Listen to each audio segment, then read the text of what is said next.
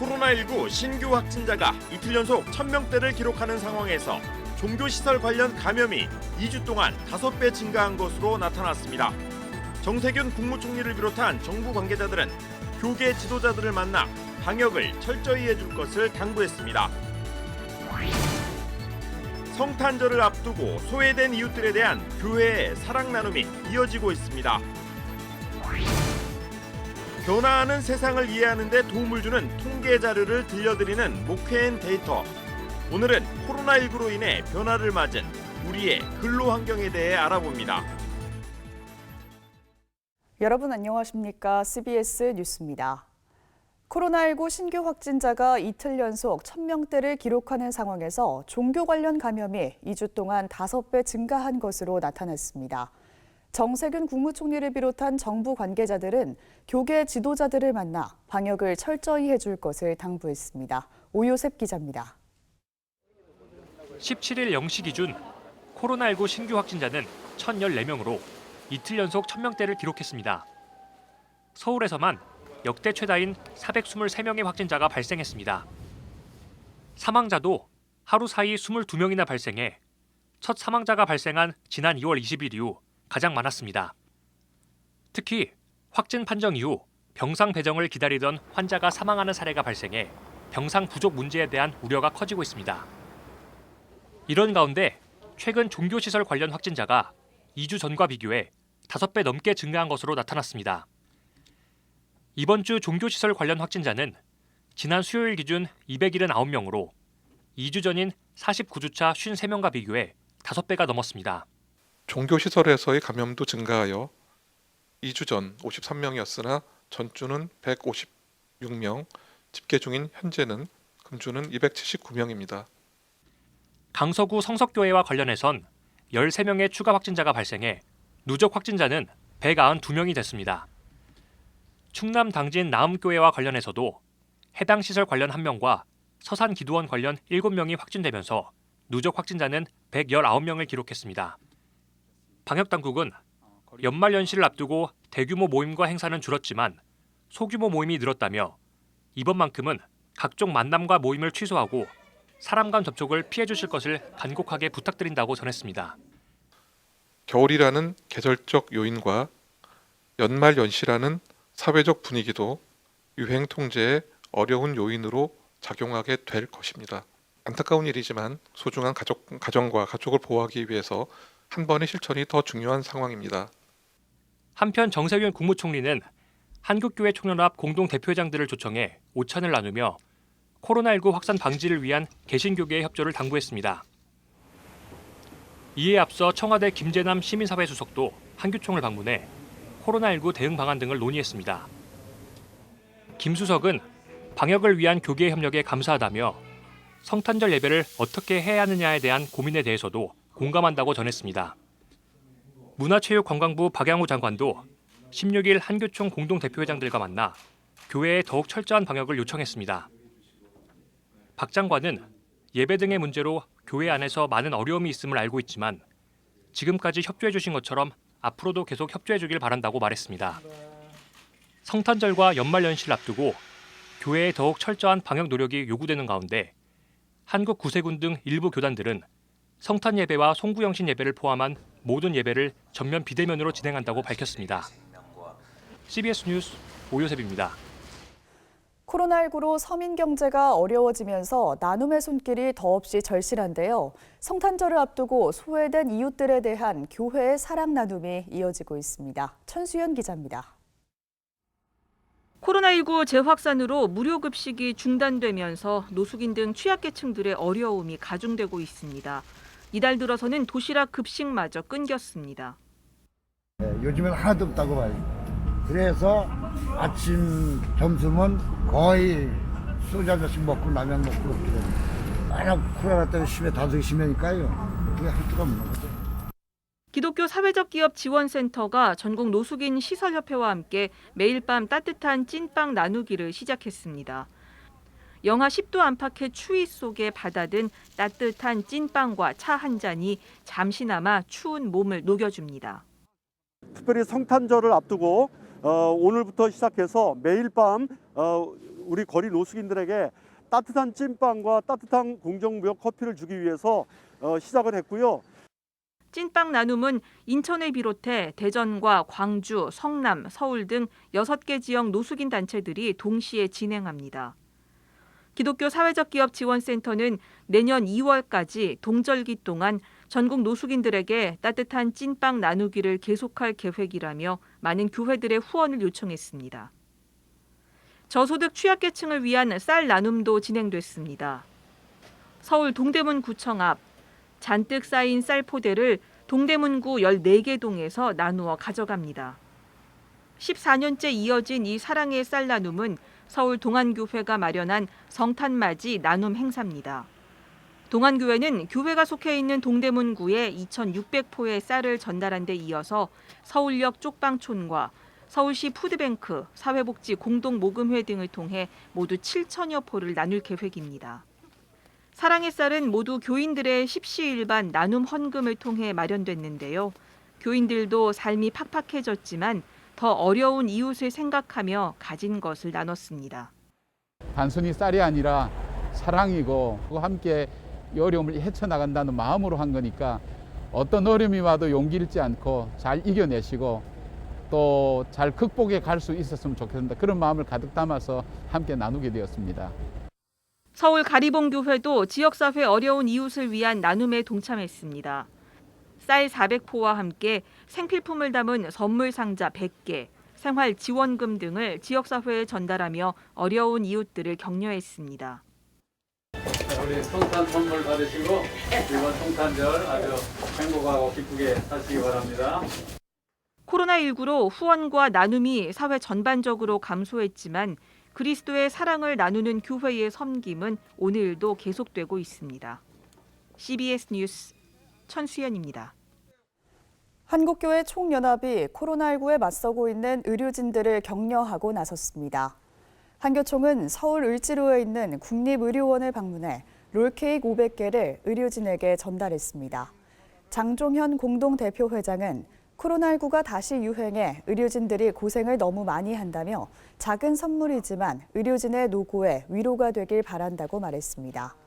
소강석 목사와 이철 감독회장은 평화의 메시지가 우리 이웃에게 전달되길 바란다며 전국의 교회와 교인들이 코로나19로 어려운 상황이지만 성탄절 나눔에 적극 나서주길 바란다고 말했습니다. 한국원로목사 총연합회는 코로나19로 큰 어려움을 겪고 있는 작은 교회 살리기 캠페인을 펴나가기로 했습니다. 원로목사 총연합회는 기자회견을 갖고 작은 교회들이 비대면 예배의 후유증으로 출석 성도가 급감하는 등의 영향으로 불안한 시간을 보내고 있다고 우려했습니다.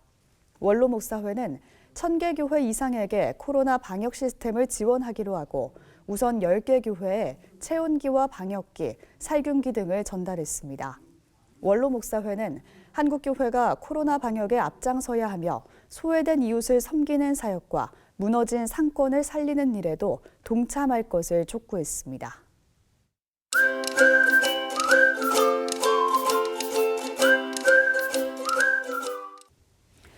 변화하는 세상을 이해하는 데 도움을 주는 통계 자료를 들려드립니다. 모케앤데이터 순서인데요. 오늘은 코로나가 변화시킨 기업 경영 방식에 대해서 이야기 나눠보겠습니다. 모케데이터 연구소 김진양 부대표와 함께합니다. 안녕하세요. 네, 안녕하세요. 네, 요즘 코로나19로 인해서 집에서 재택근무를 하시는 분들이 많은데요. 관련해서 통계를 소개해 주신다면 어떤 게 있을까요? 네, 고용노동부가 올 8월 초에 조사한 결과를 보면요. 네. 재택근무 제도를 운영하는 기업의 비율이 59%였습니다. 상당히 높은 그런 수치였는데요.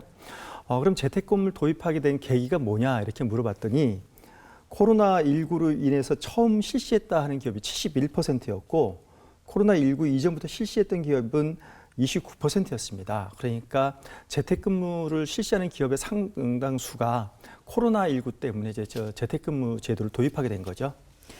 말씀하신 대로 절반 이상이 재택근무를 이용 중인데 재택근무에 긍정적인 효과가 있다면 어떤 게 있을까요?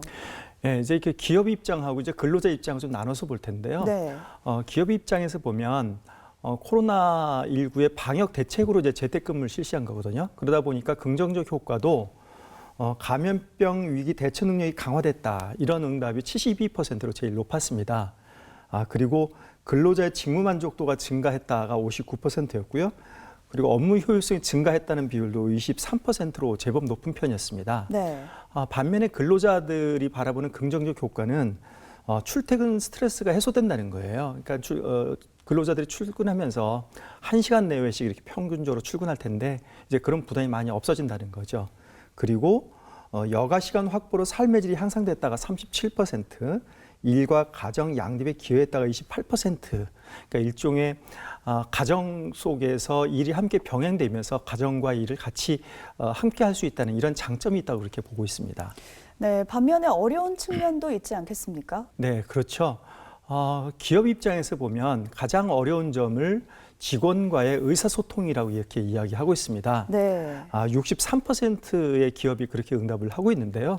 아무래도 대면에서 의사소통하는 거하고 이메일이나 카톡이나 뭐 이런 걸 통해서 의사소통하는 거에 그런 차이점이 여기서 빚어지는 거겠죠. 두 번째로는 성과 관리 평가의 어려움이 한 40%가 응답을 하는 겁니다. 그러니까 직원이 실제로 재택근무하면서 열심히 일하는지 이런 것들을 제대로 측정할 수가 없고, 그리고 그 사람이 일을 잘하는지 못하는지를 평가한다는 게 굉장히 어렵다, 이런 응답이었고요. 근로자 입장에서 어려움은 근로시간과 휴게시간의 경계가 모호하다가 46%, 예. 업무 공간 미분리로 인한 효율 저하가 45%였어요. 그러니까 사적인 것과 회사의 업무적인 것의 시공간이 잘 분리되지 않았다는 건데요. 이렇게 되다 보니까 근무 시간에 집안일을 한다든지 이런 유혹을 상당히 많이 받을 수 있다. 이런 것들도 우려되는 점이었습니다. 네, 재택근무로 인한 우리 생활의 변화도 클 것 같은데 어떤 점이 있습니까? 네, 재택근무를 하면서 회사에서 갖지 못한 여러 가지 많은 긍정적 효과를 갖고 있는데요. 가장 큰 긍정적 효과는 회사에서 느끼지 못했던 심리적 편안함을 느낀다. 이런 응답이 73%였습니다. 그러니까 회사를 가지 않고 나서 회사에서 느꼈던 압박감 같은 걸 덜 느낀다는 거고요. 네. 그리고 두 번째 긍정적 효과는 가족과 함께하는 시간 비중이 증가했다가 64%였어요. 가족과 함께 있는 시간이 늘어나면서 가족과 활동도 같이 하고 또 가족과 함께 사랑의 어떤 활동들을 할 수 있다는 점이 생활의 변화로 그렇게 나타나고 있었습니다. 네, 그렇다면 코로나19 이후에도 이런 재택근무 문화가 정착이 되겠습니까? 네, 코로나19로 인해서 재택근무가 활성화되고 확산됐다는 점을 보면 재택근무가 코로나19가 종식되면 이제 많이 떨어질 것으로, 감소할 것으로 이렇게 생각할 수 있습니다. 예. 하지만 기업 입장에서 보면요, 52%의 기업들이 코로나19가 종식돼도 재택근무를 지속하겠다 이렇게 응답을 하고 있습니다. 특히 근로자들 가운데서 72%가 코로나19가 종식돼도 재택근무를 계속 했으면 좋겠다 이렇게 응답을 하고 있어요. 그래서 코로나19가 종식된다 하더라도 재택근무는 줄긴 하겠지만 그렇게 크게 줄지는 않을 것 같은 생각이 들고요. 또 하나는 재택근무라고 하는 게 코로나19를 통해서 확산은 됐지만 비대면 사회가 4차 산업사회에서 늘어나면서 이에 따른 새로운 그 업무 양식이었기 때문에 아마 비대면을 통한 이런 재택근무가 준다 하더라도 크게 줄진 않고 상시적인 근무 제도로 우리 가운데서 정착될 것으로 이렇게 보여집니다. 이런 변화에 대해서 우리 크리스천들이 생각해 볼 점이 있다면 어떤 게 있을까요?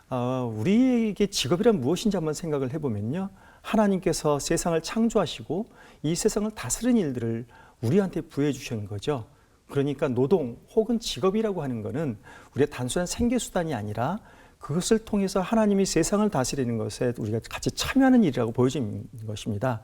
그래서 깔벤 같은 신학자는 직업을 하나님의 소명이라고까지 이야기를 하고 있습니다. 직업을 소명으로 느끼는 부분들은 바로 모든 직업에서 우리가 최선을 다해서 일한다고 하는 이런 직업 윤리로 나타날 건데요. 남들이 보지 않는 환경에서 일하는 재택근무가 될수록 우리가 더욱더 직업 윤리를 바로 세워서 그 직업 윤리에 맞춰서 자기 업무에 최선을 다하는 이런 것들이 우리한테 필요하지 않을까 이런 생각입니다. 네, 오늘 말씀 여기까지 듣겠습니다. 지금까지 세상의 흐름을 통계로 살펴봤습니다. 김진양 부대표 함께했습니다. 고맙습니다. 네, 감사합니다. 거룩한 빛 광성교회가 제2회 국회 자살예방대상 공모에서 자살예방에 헌신적으로 활동한 공로를 인정받아 교육부 장관상을 수상했습니다. 거룩한 빛 광성교회는 지난 2013년부터 교회 내 자살 예방 봉사팀을 구성해 교회와 지역사회에서 자살 예방 인식 개선 교육과 캠페인, 자살 유가족을 위한 예배와 상담 등을 진행하며 생명 존중 문화 확산에 노력해왔습니다. 기독교 자살 예방센터 라이프 오프 강서 지회를 맡고 있는 감리교 사랑의 교회는 50-60대 1인 가구를 위한 건강밥상 프로그램을 활성화하고 지역 학교의 자살 예방 교육 강사로 활동하는 등 공로를 인정받아 국회 자살 예방 대상 경찰청장상을 받았습니다.